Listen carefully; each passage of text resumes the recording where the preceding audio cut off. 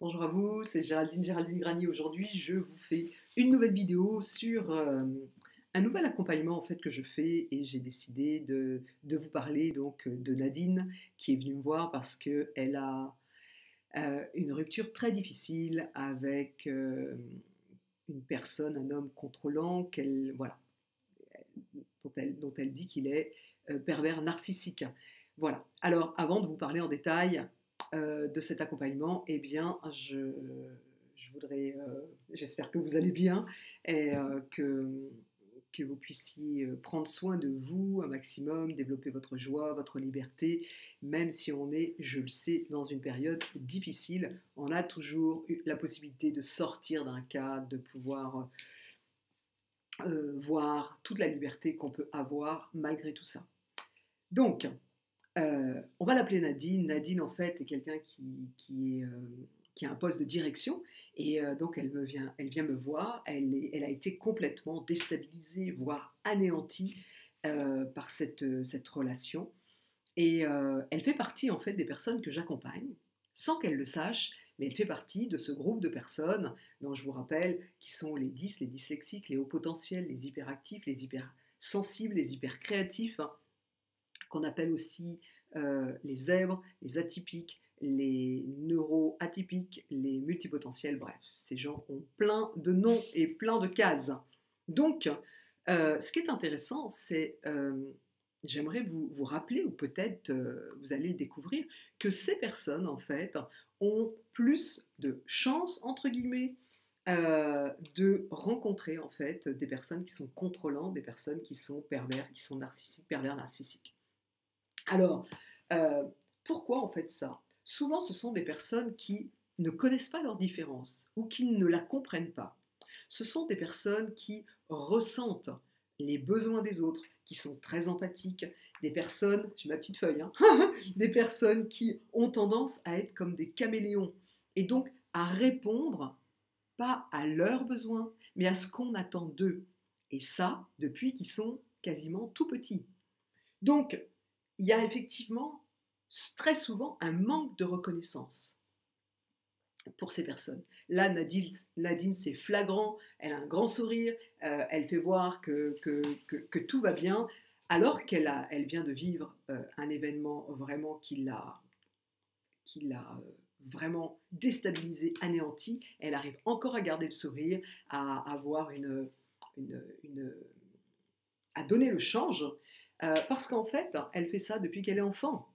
Ce sont des enfants qui déstabilisent énormément les adultes parce qu'ils ont des comportements où ils remettent en cause les choses, où ils voient tellement de choses, ils voient en fait que les adultes leur disent de faire des choses alors qu'eux ne le font pas, ou à l'école, etc. Donc ça gêne, ça dérange. Ils sont souvent des grains de sable en fait. Ou alors, ils, euh, ils s'éteignent, ils ne disent plus rien, et comme s'ils ils disparaissaient.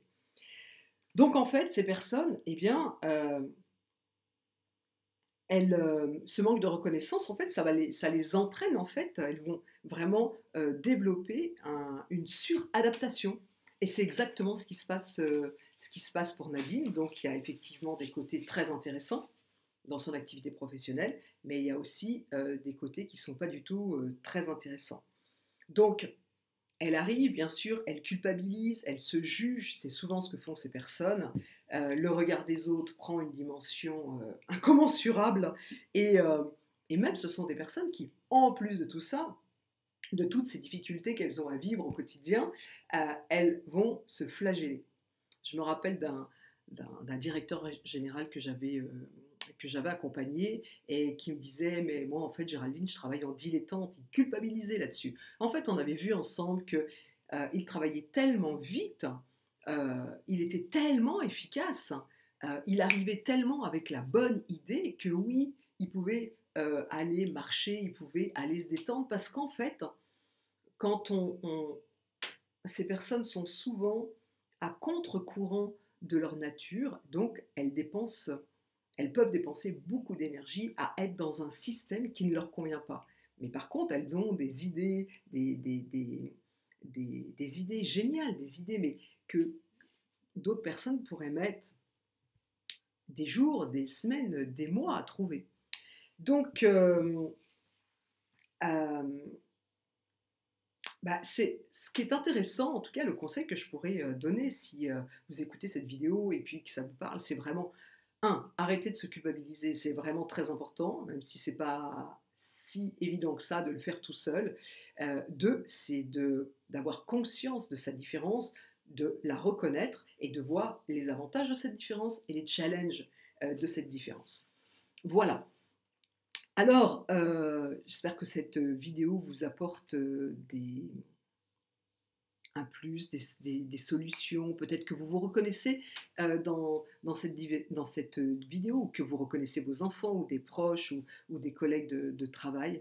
Ce que j'avais envie de faire en fait, avec, Nadine, comme elle démarre, le parcours des 8 semaines, j'avais envie en fait de toutes les semaines de vous faire une vidéo pour, vous montrer en fait l'évolution, vous montrer le parcours.